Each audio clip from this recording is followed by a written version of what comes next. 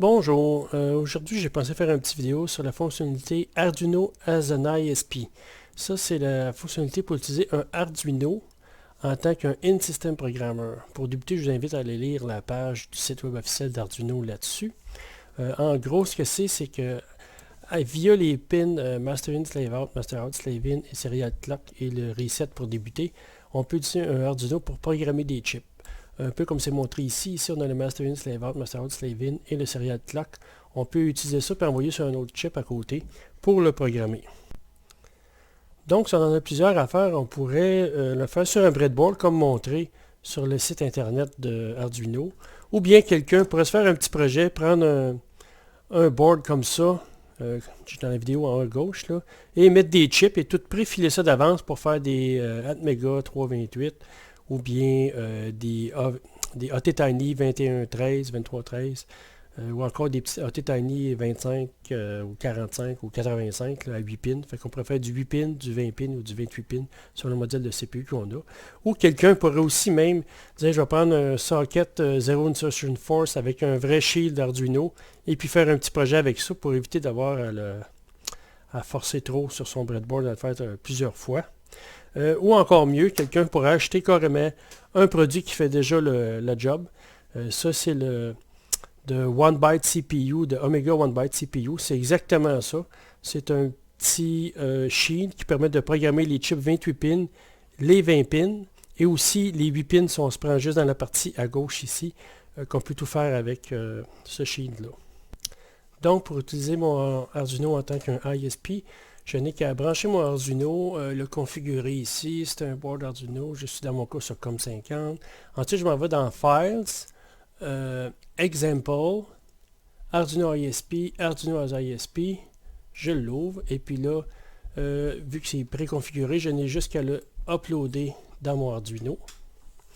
Donc là, je l'envoie dans l'Arduino. Une fois que c'est fait, tout ce que j'ai à faire, c'est configurer l'environnement de développement pour le CPU que je veux utiliser et faire un upload avec la fonctionnalité qui est déjà existante dans le Arduino as ISP. Donc là, mon uploading est en train de se compléter et c'est fait. Maintenant, c'est prêt. Il faut aller sur le site d'Arduino et aller sur Main, Arduino on Other Atmel Chip pour downloader les fichiers de configuration pour que l'environnement de développement, le IDE, fonctionne avec d'autres chips que le 328P, le chip natif d'Arduino Uno. Entre autres, moi je vais faire une démonstration avec le AT-Tiny 85 et le AT-Tiny 2313. Donc, lisez les instructions et vous allez être capable d'installer cet environnement-là. Donc maintenant, pour faire une démonstration, on va débuter avec un AT-Tiny 85, qui est un chip 8 pins. Je vais l'insérer là, je vais le clamper. Donc dans le datasheet, on voit ici à gauche que mon reset est sur la pin 1, Serial Clock sur la pin 7, Master In, Slave Out et Master Out, Slave In sur les pins 6 et 5.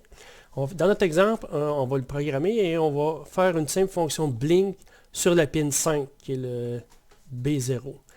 Donc on va utiliser le format standard, le programme standard de Flasher qui s'appelle Blink. On va juste changer la pin de sortie pour la pin 5 qui se trouve être PB0. C'est ce 0-là qu'on ramène dans le programme. Et puis là, on va downloader ça. Donc maintenant, j'ai juste à configurer le IDE pour le AT-Tiny 85. Je viens de changer le board ici. Maintenant, j'ai tous les nouveaux boards installés à cause qu'on a fait l'installation préalable. Donc, je m'en vais dans AT-Tiny, comme ça. Ensuite, je m'en vais dans quel modèle que j'ai. Moi, c'est un 85. Ensuite, le clock, moi, je prends 1 MHz interne et mon COM, qui est toujours mon COM 50 de tantôt. Et il faut remarquer, très important, mon programmeur est toujours Arduino as ISP. Une fois que j'ai fait ça, je ne peux pas cliquer simplement sur Upload ici parce que il va essayer de l'uploader dans le Arduino Uno, ce ne sera pas bon. Je dois faire Sketch, Upload Using Programmer. Et si je fais ça, là, il compile. Après compilation, je vais downloader. Si on regarde dans la vidéo ici, quand ça va downloader, on va voir la LED bleue qui va flasher. Donc, on y arrive. La compilation est presque terminée. Et donc là, ça upload. On voit la lumière bleue qui flash. Et Done Uploading, c'est complété. Donc là, j'ai juste à enlever le chip. Je l'enlève. J'ai prémonté un circuit avec une LED sur la pin 5 comme on voulait. Je mets le power on. Et qu'est-ce qu'on a? Notre flasheur qui fonctionne. Ok, maintenant on va faire une démo avec un ATtiny 2313. Donc c'est un chip 20 pins comme on voit là. Je peux l'insérer dans le socket. Le clipper en place. Ce qui est intéressant de remarquer sur le datasheet, c'est qu'on voit que la pin reset, serial clock, master out, slave in, master in, slave out sont au même endroit que pour l'ATtiny 85. C'est toutes les pins du haut du chip, ce qui fait qu'on peut utiliser le même socket dans le programmeur pour ça. Donc on va faire une démo, puis là on va faire un petit flasher sur la dernière pin en bas à droite, qui est la pin physique 11, qui s'appelle la pin 11 dans pin 8 de l'environnement Arduino. Donc maintenant on va procéder au download. On prend toujours le programme Blink. La seule différence qu'on a faite, c'est que là, on a mis la pin 8 pour la destination où on va faire le flasher, qu'on a montré qui était la dernière pin en bas à droite du diagramme précédent. Et avant de downloader, je dois changer mon ATtiny 85 pour un ATtiny 2313. Donc, je dois trouver le ATtiny 2313 qui est ici. OK, donc je dis c'est un 2313. OK, clock 8 MHz 50, toujours mon COM50 qui est le même que mon Arduino Uno. Et puis là, je me reviens dans Sketch, je fais Upload Using Programmer. Donc là, ça compile. Une fois que ça va avoir compilé, ça va downloader. Et puis sur le programmeur, c'est toujours la petite LED bleue au moment que ça download. Pas download, excusez, upload. Donc on est rendu là. Maintenant, on a la petite LED bleue qui flash, uploading. Done uploading, on est prêt à essayer ça. Donc là, j'ai installé une LED pour tester ici. Je vais prendre le chip. Je vais l'installer.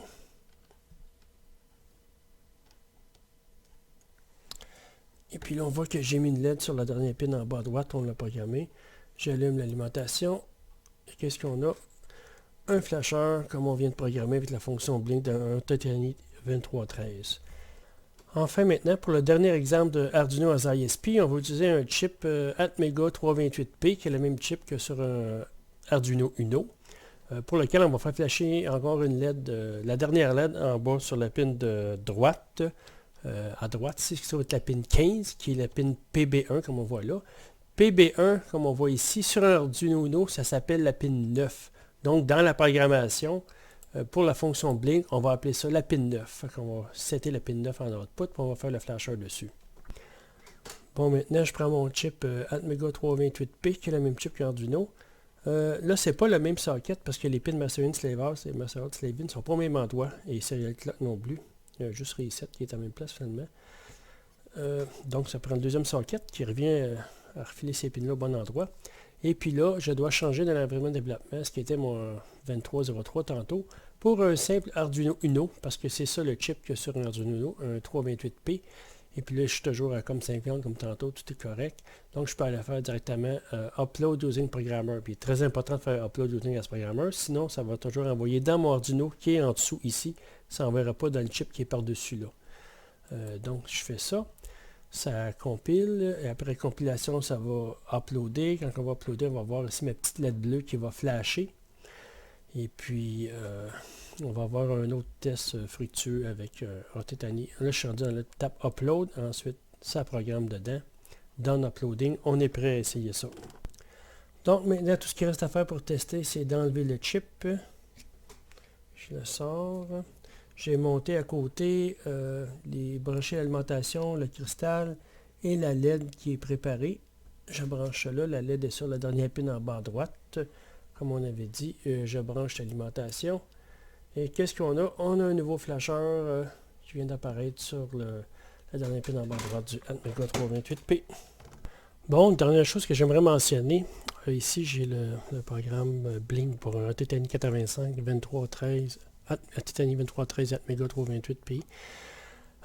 C'est que si par mégarde, pas par mégarde, mais par essai aussi, vous jouez sur les ajustements du clock ou autre, ça ne fait pas partie du programme qui est downloadé, ça fait partie des 3 fuses qui s'appellent LFuse, iFuse et EveFuse qui font partie, je pourrais faire une vidéo juste là-dessus. Là. Et puis ça, c'est pas brûlé en même temps que le programme. Donc, faut si on veut le changer, par exemple, ça ici, il faut faire une fois burn bootloader avant parce que les 3 fuses sont seulement gravés qu'à ce moment-là. Même chose, je revenais ici, là. Je changeais pour un 2313 par exemple, qui est plus haut, je crois qu'il est ici, c'est ça. Je reviens là. Alors là, si je changeais de clock, parce que je vous avais remarqué que je n'avais pas de cristal, je fonctionne avec la clock interne présentement. D'ailleurs, on voit que les Hz ne sont pas toutes égales, toute la gang. Là. Ils ne sont pas tout à fait synchrones, des plus vite, des moins vite. Là. Il y a seulement que le 328 que je roule avec un cristal. Là.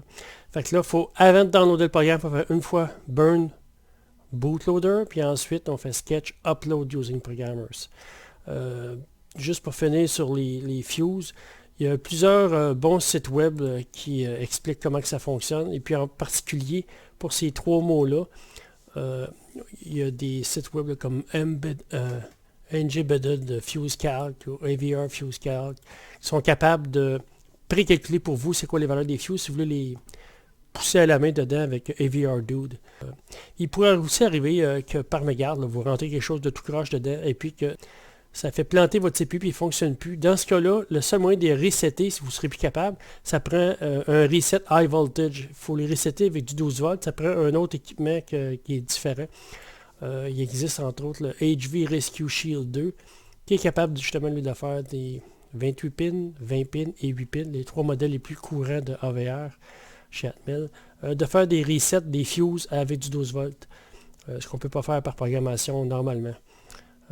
Je pense que peut-être qu'une autre fois je ferai une vidéo spécifiquement sur les fusibles. Là-dessus, je finis cette vidéo et bonne chance.